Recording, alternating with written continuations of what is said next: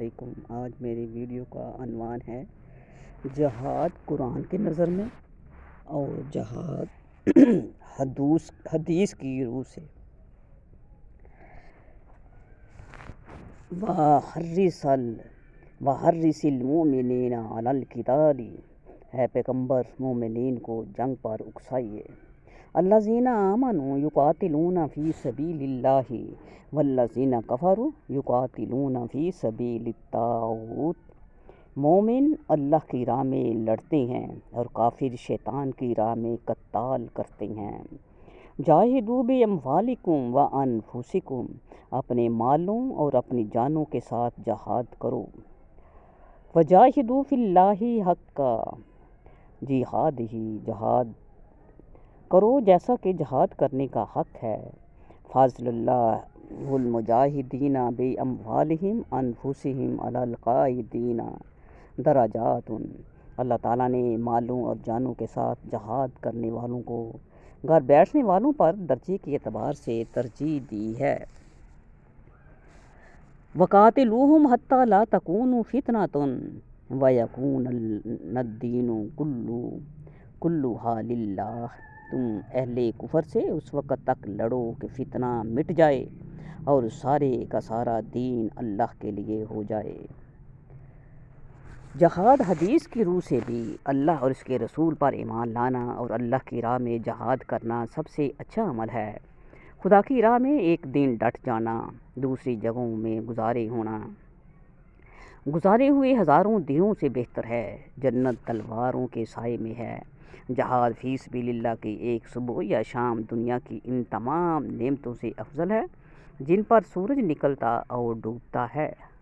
جہاد فی سبیل اللہ میں ایک دن اور رات کی پاسبانی کرنا ایک ماہ کے روزوں اور شب بیداری سے بہتر ہے۔ جب تمہیں جہاد کے لیے بلایا جائے تو تم اپنے گھروں سے نکل پڑو۔ وہ مومن جو اللہ کی راہ میں جان اور مال سے جہاد کرتا ہے سب سے افضل ہے۔ جس شخص کے پاؤں راہ خدا میں غبار آلود ہو جائیں اسے جہنم کی آگ نہ چھوئے گی۔ جنت میں جانے کے بعد کوئی شخص دنیا میں لوٹنا پسند نہیں کرے گا، مگر شہید اس کی آرزو کرے گا کہ وہ دنیا میں 10 مرتبہ جائے اور 10 مرتبہ مارا جائے، کیونکہ وہ شہادت کا اجر اور ثواب جانتا ہے۔ سب سے پہلے جنت میں جانے والوں میں شہید بھی ہوں گے۔ اسلام الہامی مذاہب کے سلسلے کی تکمیلی کڑی نظر ہے اور تمام عالم انسانی کے لیے ربانی پیغام اور ضابطۂ حیات ہے، چونکہ اسلام کا دیگر مذاہب پر غلبہ ولولہ جہاد اور بھرپور تیاری کے بغیر ممکن نہ تھا۔ اس لیے اللہ تعالیٰ نے جہاد کے احکام اپنی کتاب پاک میں نازل فرمائے اور رسالت مآب نے اپنے قول و عمل سے ان احکام کی تشریح فرمائی۔ لغت عرب میں اسلام کے معروف معنی امن اور سلامتی کے ہیں، اور امن اور آشتی کے اس مقصد جلیل کو حاصل کرنے کا وسیلہ جہاد ہے۔ جہاد کے لغوی معنی ہیں کمال، درجہ کوشش کرنا، اور قرآن اور سنت کی اصطلاح میں اس کے معنی ایسی بھرپور سعی جہد کے ہیں جو سچائی کی راہ میں یا اسلام کی سربلندی کے لیے کی جائے۔ قرآنی دلائل کی قوت سے دوسرے مذاہب پر اسلام کی فضیلت یا برتری ثابت کرنا جہاد بالقرآن ہے، مگر یہ سعی بلیغ زبان سے کی جائے تو جہاد باللسان کہلائے گا، اور اگر زور قلم سے کی جائے تو اسے جہاد بالقلم کہیں گے۔ اگر انسان اپنے نفسانی خواہشات پر قابو پانے کی کوشش کرے تو یہ جہاد بالقلب ہے۔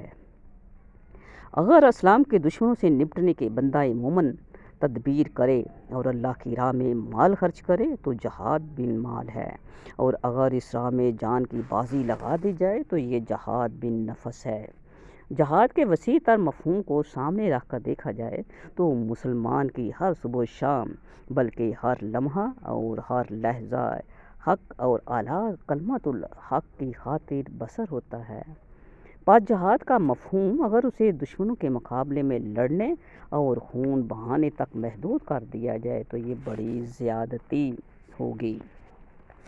اسلام کی تعلیمات کے بنیادی ماخوذ قرآن مجید میں جہاد کے بارے میں پہلے پہل جو حکم نازل ہوا اس کے الفاظ پر غور فرمائیے اور دیکھیے کہ کن لوگوں سے کن حالات میں اللہ تعالیٰ نے جنگ کرنے کی اجازت دی ہے۔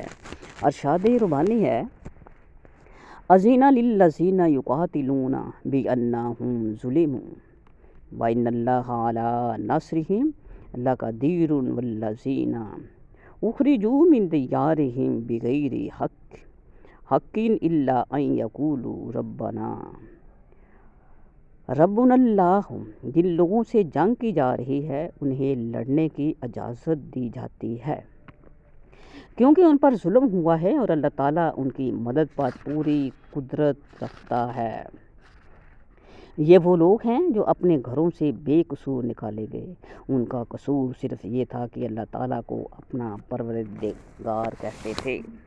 اسلام کی تاریخ پر جن لوگوں کی نظر ہے وہ بخوبی جانتے ہیں کہ کفار مکہ نے السابقون الا الاولون اولین مومنین کو کتنی بڑی اذیتیں دیں، ان کو ستانے کے لیے کیسے کیسے اندازے ظلم و ستم ایجاد کیے، حبیب خدا کو کیسی تکلیفیں دیں اور انہیں جلا وطن کرنے، نظر بند کرنے بلکہ قتل کر دینے کے منصوبے باندھے، یہاں تک کہ حضرت محمد مصطفیٰ صلی اللہ علیہ وسلم اللہ تعالیٰ کے حکم سے مدینہ منورہ تشریف لے گئے۔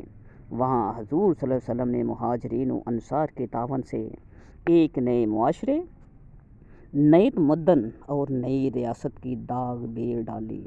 کفار مکہ نے یہاں بھی انہیں آرام سے نہ رہنے دیا، بس اللہ تعالیٰ نے اپنے حبیب مصطفیٰ اور ان کے صحابہ کرام کو اپنی جان و مال، عزت و ناموس اور دین کی حفاظت کی غرض سے جہاد کی اجازت دے دی۔ اگرچہ اسلام نے سب معاملات میں تحمل، بردباری اور رواداری کی تعلیم دی، لیکن اسلام نے انہیں کسی ایسے حملے کو برداشت کرنے کی تعلیم نہیں دی جو اسلام کو مٹانے اور مسلمانوں پر اسلام کے سوا کوئی دوسرا نظام مسلط کرنے کے لیے کہا جائے۔ اسلام نے سختی کے ساتھ حکم دیا ہے کہ جو کوئی تمہارے انسانی حقوق چھیننے کی کوشش کرے، تم پر ظلم و ستم ڈھائے، تمہاری جائز ملکیتوں سے تم کو بے دخل کرے، تم سے ایمان اور ضمیر کی آزادی سلب کرے۔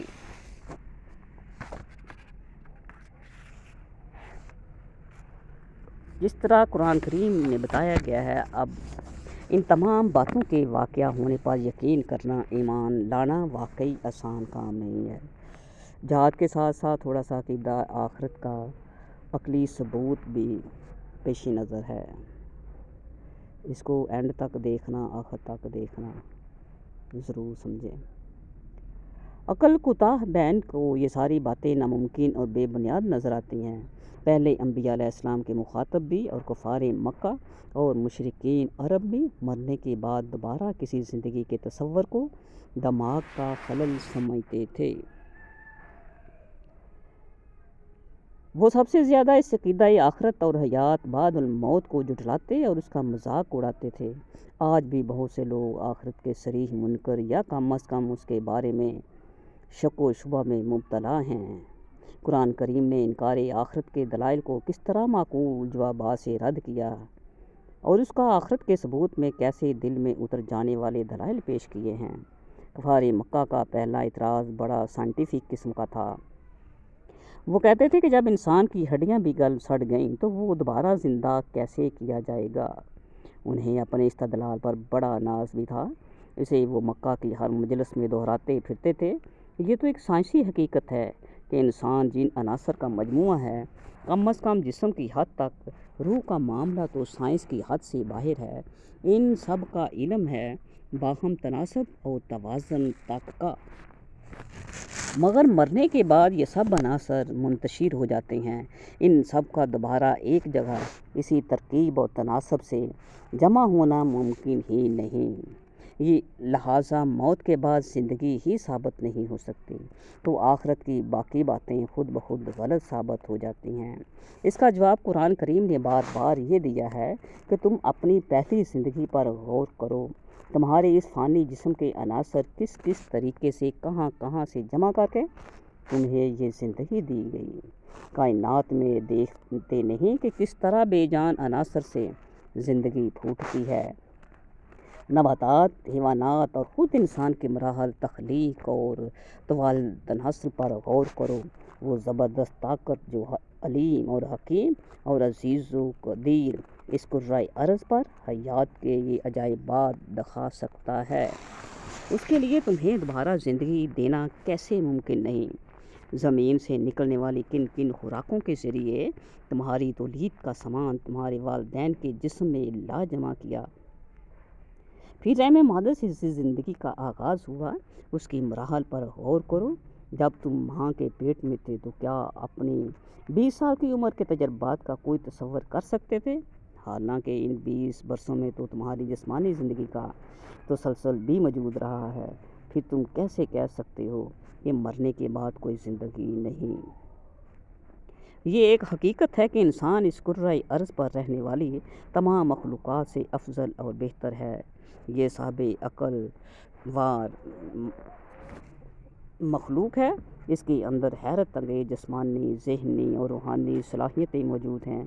اگر یہ نظریہ ارتقاء کو مان لیا جائے تب بھی یہ زندگی کی سب سے زیادہ ارتقاء یافتہ صورت ہے۔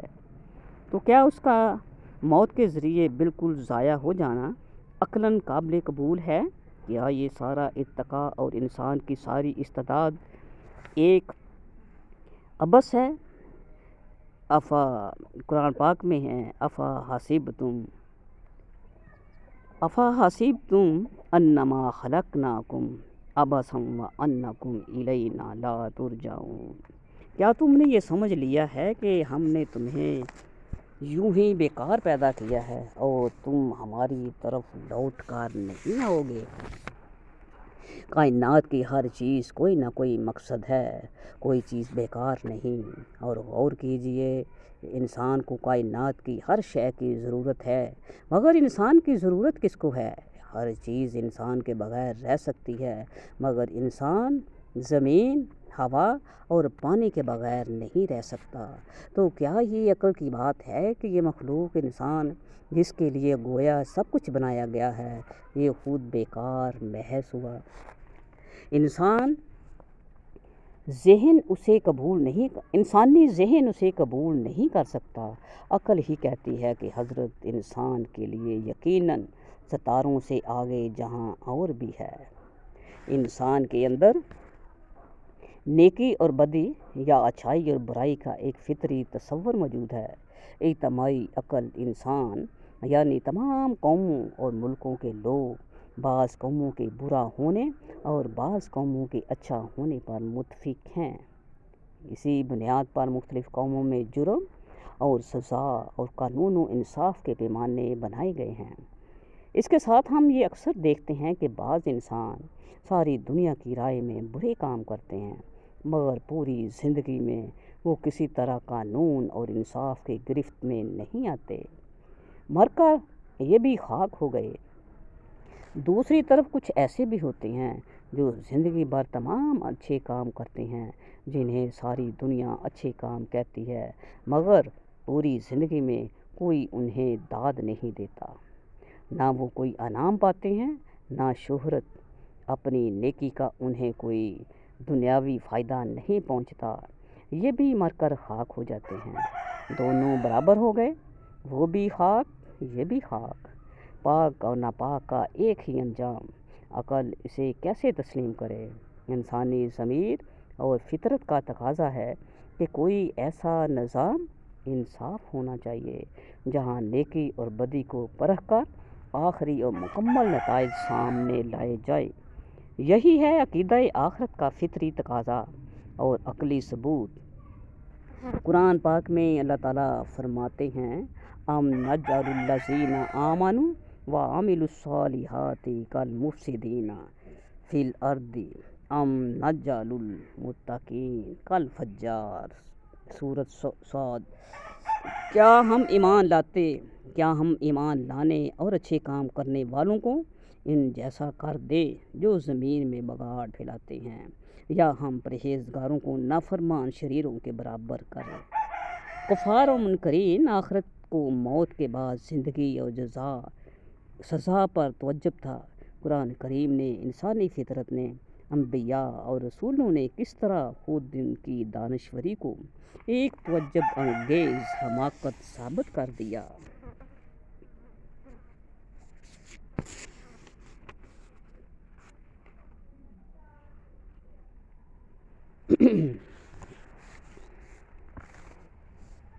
قرآن کریم کی سینکڑوں آیات کا خلاصہ ہے، انفرادی طور پر تو ہر انسان کی موت ایک قطعی اور یقینی امر ہے جسے دنیا کا کوئی آدمی انکار نہیں کر سکتا۔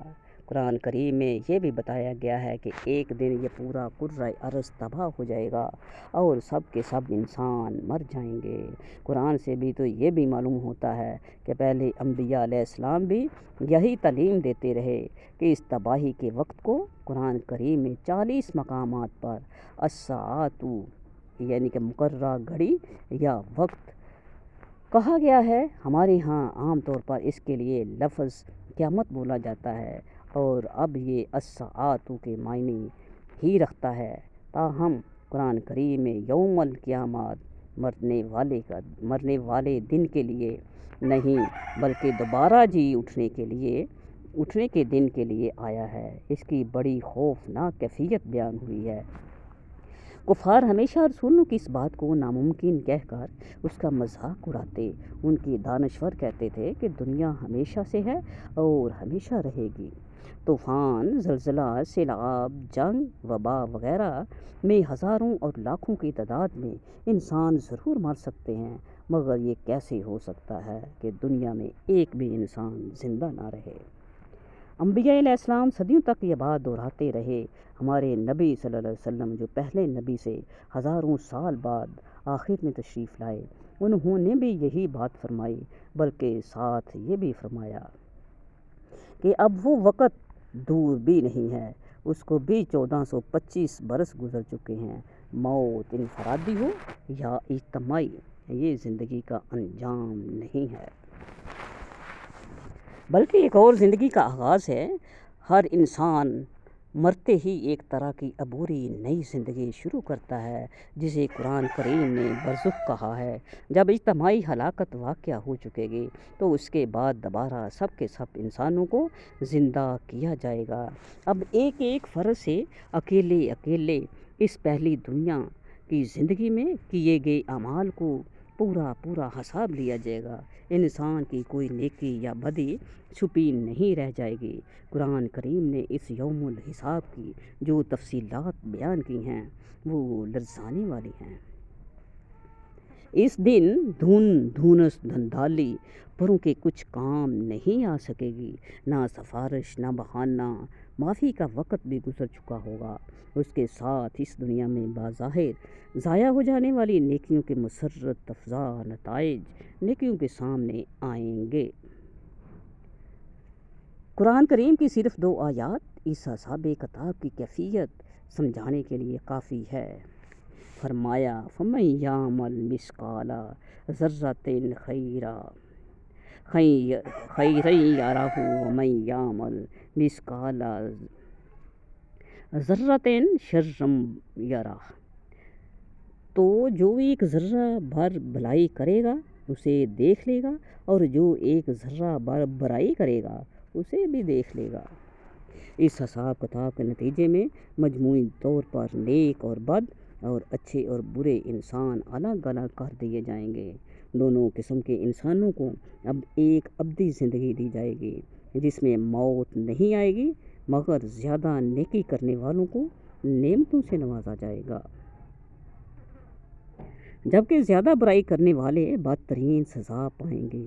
اس انعام اور اس سزا کا ذکر قرآن کریم نے جنات یعنی کہ بہشت اور دوزخ کر گیا۔ آخرت کے اس حساب کتاب میں اللہ کی عدالت میں کون سے قانون کے مطابق پرکھ کی جائے گی، نیکی اور بدی کا معیار کیا ہوگا، گواہ کہاں سے لائے جائیں گے، ہر آدمی کے اعمال کا ریکارڈ کہاں سے لیا جائے گا، یہ سب کچھ اس دین اور قانون کے مطابق ہوگا جس کی خبر اس زندگی میں رسولوں کے ذریعے دے دی گئی تھی۔ اسی لیے اس دن کا نام بھی قرآن میں یوم الدین آیا ہے، یعنی جزا اور سزا کا دن، یا دین نتائج کے ظہور کا دن۔ اس دن توحید، رسالت اور